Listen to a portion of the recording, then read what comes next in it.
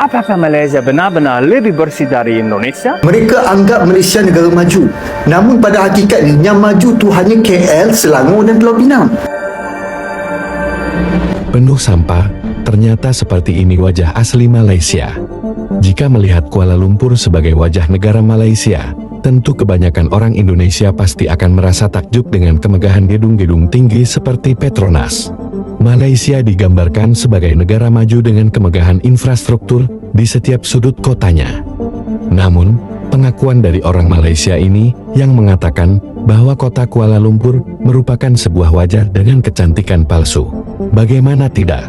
Ternyata kemegahan Malaysia itu hanya ada di beberapa kota, yaitu di Kuala Lumpur, Selangor, dan Pulau Pinang.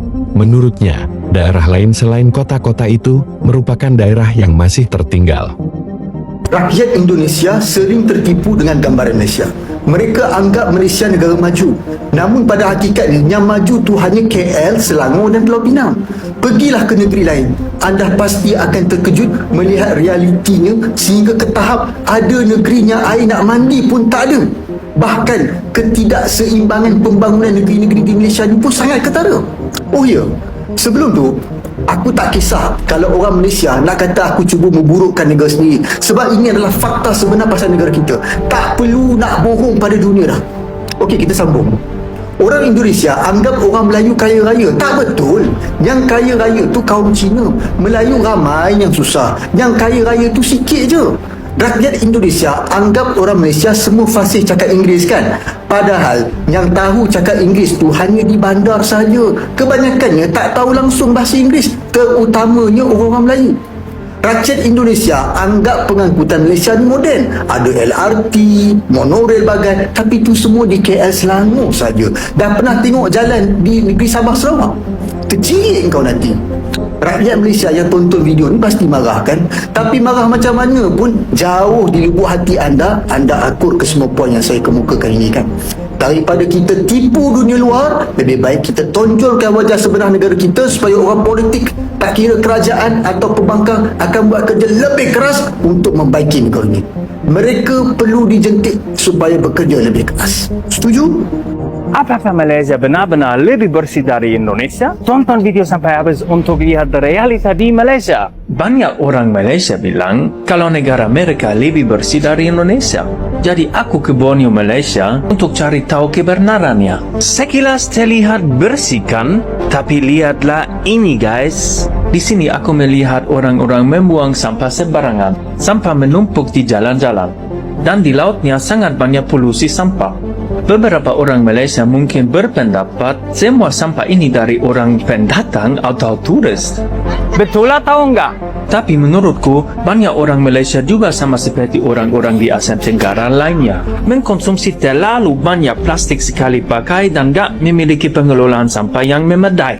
Bahkan menurut orang Malaysia ini, ekonomi di negaranya dikuasai oleh etnis non-Melayu, etnis Bumi Putera atau Melayu masih hidup dalam kemiskinan.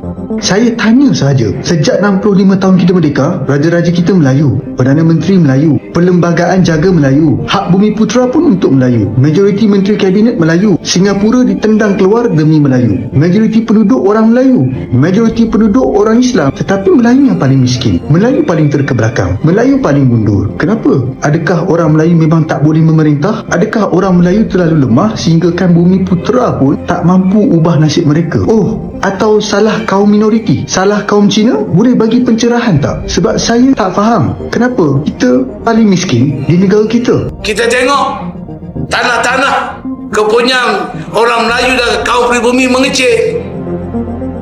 Bandar-bandar walaupun melebar bukan kepunyaan harta milik orang-orang Melayu. Malah di desa-desa juga bila dibangun bangunan-bangunan rumah kedai juga bukan milik orang Melayu. Adik-adik, tanya mak bapak kamu, cikgu sekolah, pakcik makcik, orang-orang tua Melayu yang ada. Tanya mereka, Abah, siapa yang lepaskan Singapura pada Cina? Cikgu, macam mana Pulau Batu Putih boleh terlepas? Mak, siapa yang bagi Genting siap ada kasino lagi tu kat sana? Pakcik, siapa yang bagi Inggeris pajak Pulau Pinang? Makcik, kenapa waktu Siam hentam Kedah dulu, negeri-negeri Melayu lain tak tolong? Abah, Siapa yang teruskan sistem sekolah Cina dan Tamil di negara ni? Cikgu.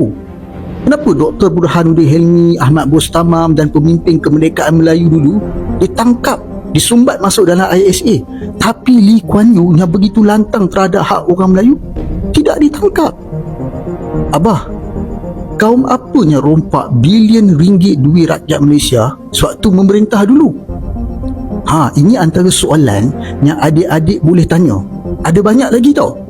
Cuba dengar jawapan mereka nanti.